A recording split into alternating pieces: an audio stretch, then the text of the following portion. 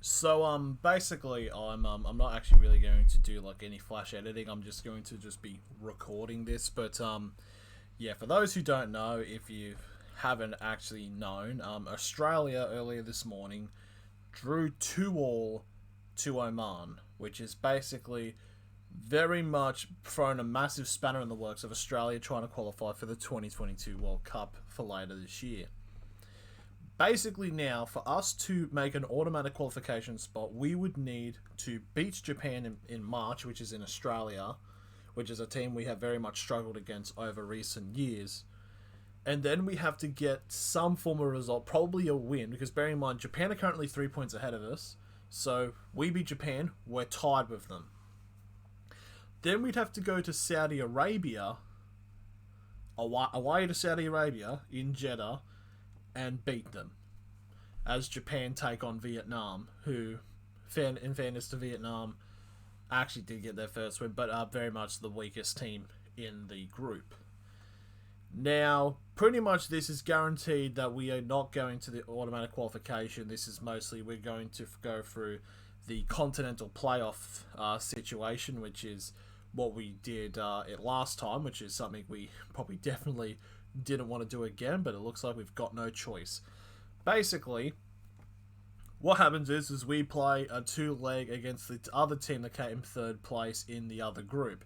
I believe currently it's still very close between like the 4 bottom teams, because South Korea and Iran have already qualified. I think it's between like Lebanon, United Arab Emirates, Iraq and Syria, but I believe it's mostly like going to be between the United Arab Emirates or Lebanon. And, I mean, in all honesty, I don't think we have that much confidence into actually beating them. But if we beat them, then we have to play the continental playoff against somebody from CONMEBOL, which is South America. Let's just say Australia in recent history, when we've had to qualify against South American opposition, besides from one very good thing that when it happened, the rest have all been pretty crap. And honestly, like, it's just, honestly, it genuinely feels like we get to, if we have to do the Continental Playoff, I'm fairly certain that the games aren't, it's one game and it's at a neutral venue, so it's not 2 legs, but still it's like,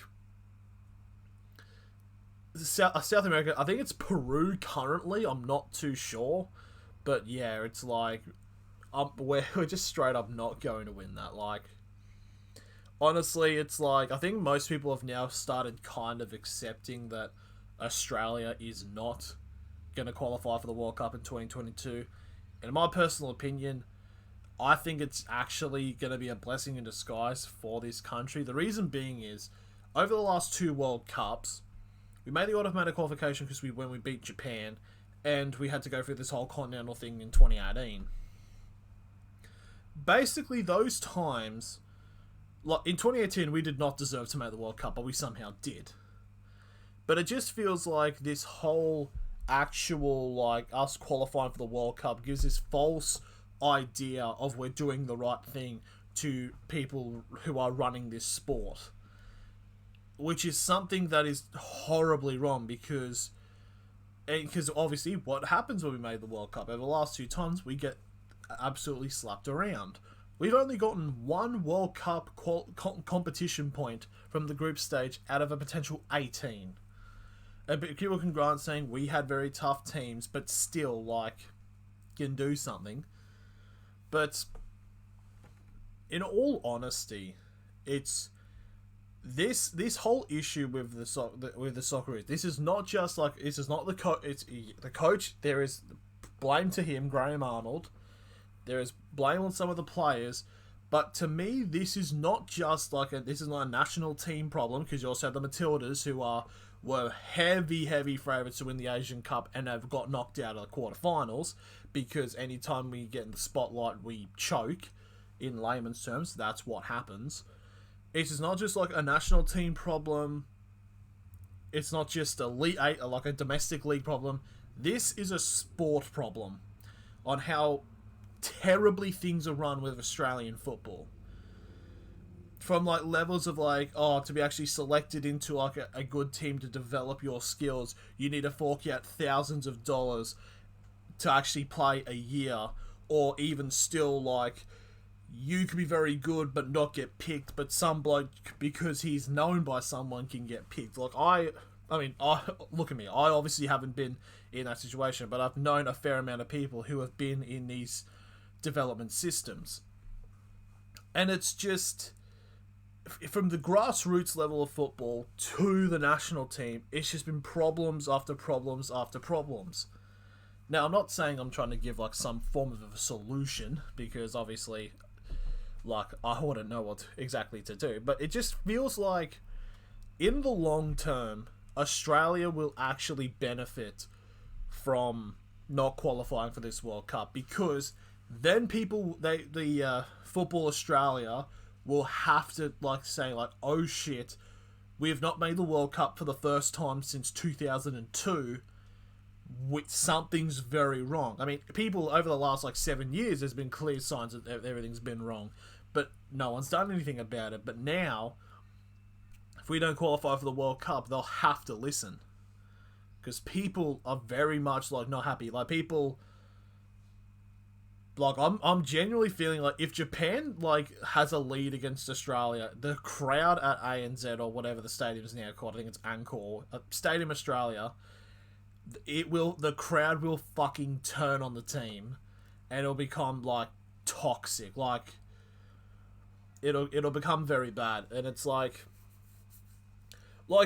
at the end of the game, you saw this, when the whistle was blown, you see Jackson Irvine collapse to the ground. He's like, just out of frustration. That pretty much sums up what Australian football has been over the last 7 years.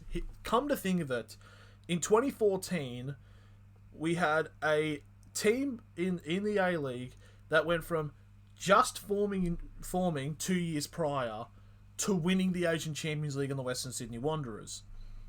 And then in 2015, we won the Asian Cup. Granted, it was in our home country, but we still beat everybody. We beat South Korea throughout the entire tournament, they didn't even concede a goal, but they conceded 2 against us. And it's like, have we gotten worse? No, in my personal opinion, I think the Crocker players we currently have are better than the ones we had in 2015. What I think has happened is that everyone else has gotten a lot better, and we've stayed. So we've stayed at this level that we've been at since about 2014, 2015, and the rest of Asia's taken up. Like, Iran would belt us, Japan would beat us, Saudi Arabia would beat us, and we're struggling to get results against countries like Oman and China. Like, no disrespect to Oman, they actually played quite well when they weren't diving, but they actually played quite well. They had, during the first half, they had more shots than Australia did, and they had held most of the possession, which is such a ridiculous thing, when that's how we won against Vietnam, was we had a stranglehold on the ball. It's just such a backwards thing. It's like, as soon as we play against a country, whoever it be, we can play Kuwait in their country, and all of a sudden we would just become shit. No, not shit, but we'd become less good, and basically just let Kuwait control the rhythm of the game, which is something that a country who, in all honesty, should be qualifying every time for the World Cup in this group, because considered one of the top teams of Asia, even though we are not. We're pretending we are. It's ridiculous. Like, so my opinion, we don't deserve to make the World Cup, and I think this will actually benefit in the long term when we don't. I'm saying when because it's a guarantee. We are not qualifying. And even if we do qualify, I don't think it's going to be much celebration, because then it's going to think that the whole Graham Arnold's team has actually worked, when it hasn't. And then if we do make the World Cup, fantastic. Then we qualify and then play against 2 European teams and a South American team and get absolutely slapped to shit. And then the Football Australia does nothing. So yeah, that's my thoughts. Not happy.